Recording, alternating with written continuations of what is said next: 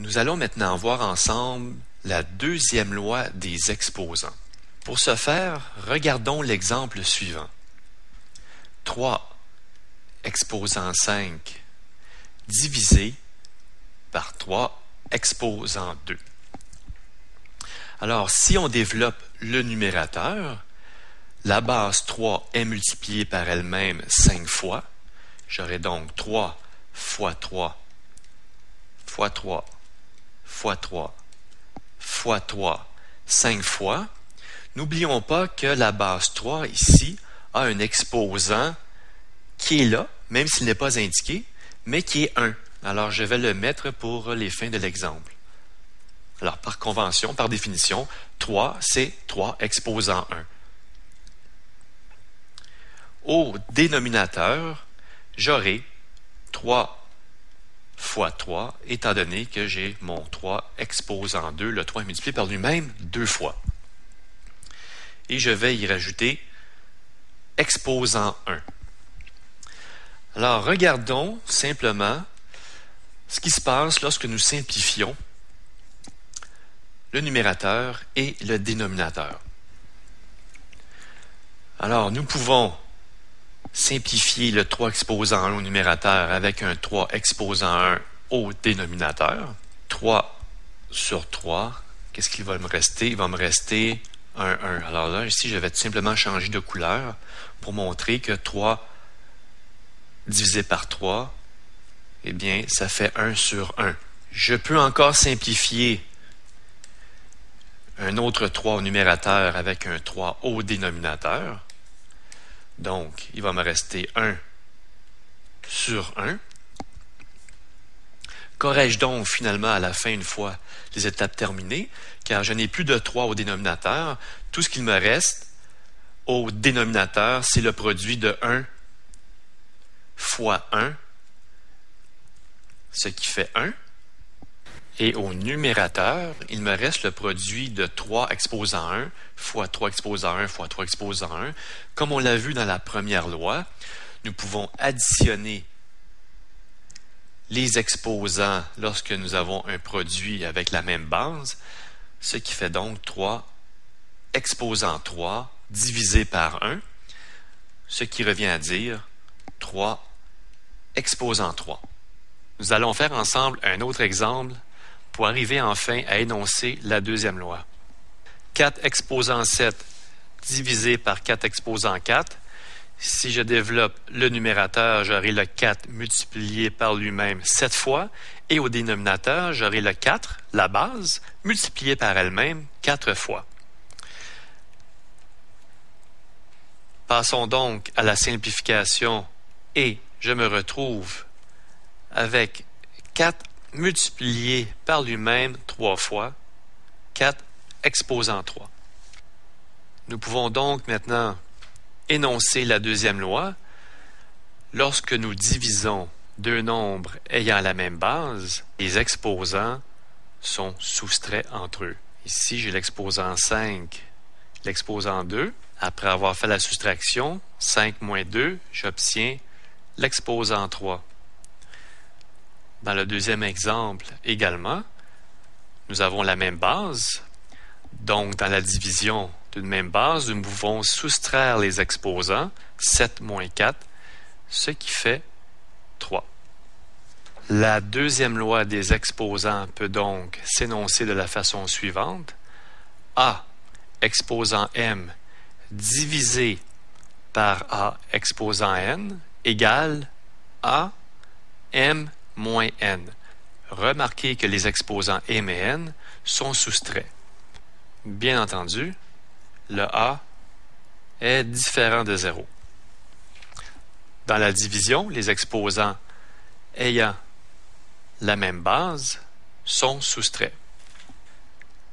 Du même souffle, nous pourrons ensemble explorer la troisième loi. Regardons ceci. L'exemple suivant découle directement de la deuxième loi. 8 exposant 2 divisé par 8 exposant 2. Si je développe au numérateur et au dénominateur, j'aurai donc 8 fois 8 divisé par 8 fois 8. Si je simplifie chacun des nombres qui se trouvent au numérateur et au dénominateur, je me retrouve avec 1 sur 1, donc 1. La même loi s'applique, c'est-à-dire la deuxième loi me dit que si j'ai la même base, je dois soustraire les exposants. Donc, j'aurai 8 exposant 2 moins 2, ce qui me donne 8 exposant 0. Et 8 exposant 0 sera donc égal à 1, puisque 8 exposant 0 est égal à l'expression écrite ici au début. Alors, toute base affectée d'un exposant nul ou 0 donnera comme résultat 1. Je pourrais écrire n'importe quelle base 24 exposant 0 et j'aurai le même résultat. De la même façon que si j'avais une base négative, n'oubliez pas que le négatif doit être inclus dans la parenthèse, moins 3 exposant 0 va me donner 1.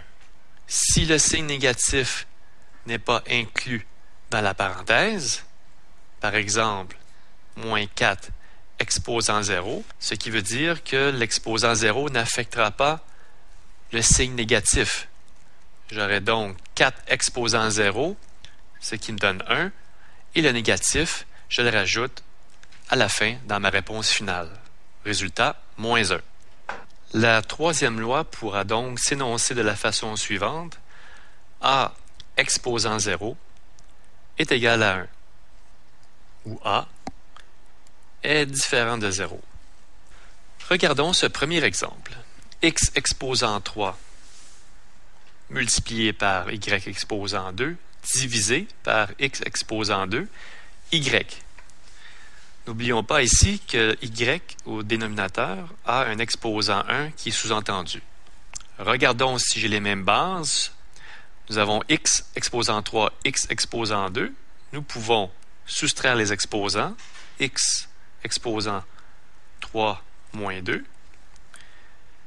multiplié par Y exposant 2 moins 1. Ce qui me donnera X exposant 1 multiplié par Y exposant 1.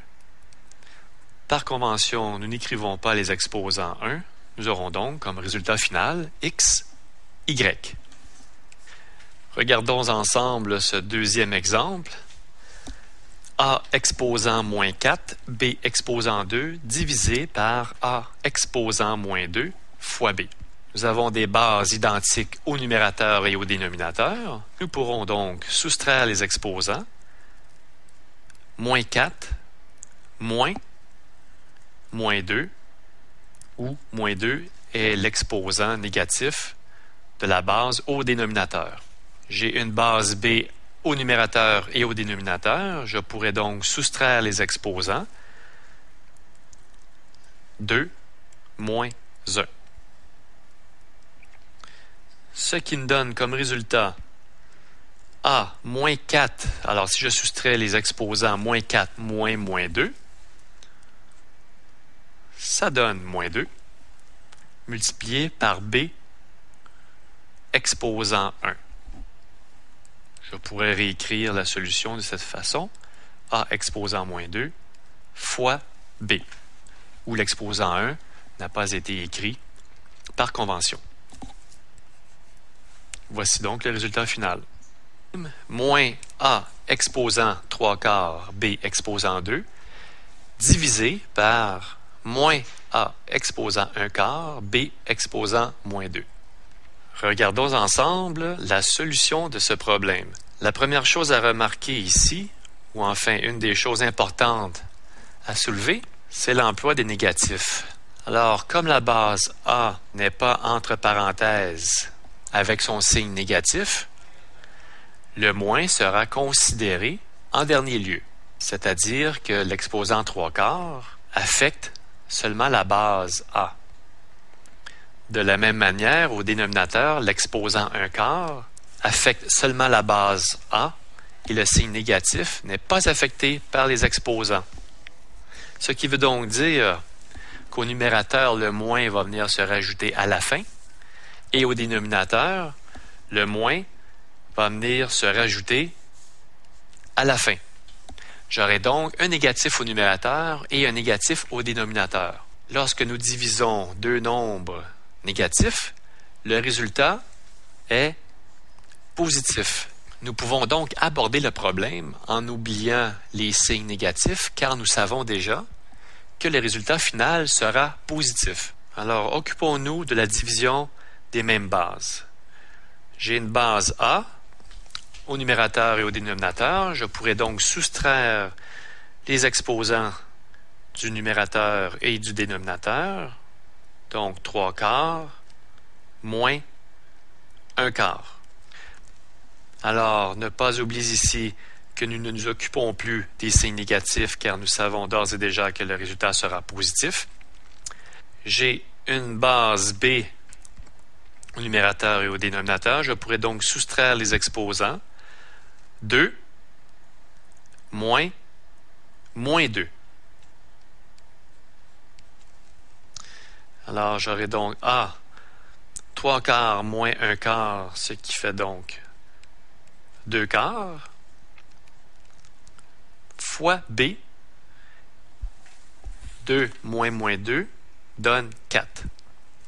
A exposant 1/2, car n'oublions pas ici que j'ai une fraction que je peux encore simplifier. 2/4 devient 1/2 fois B exposant 4. Mon résultat final est donc le suivant.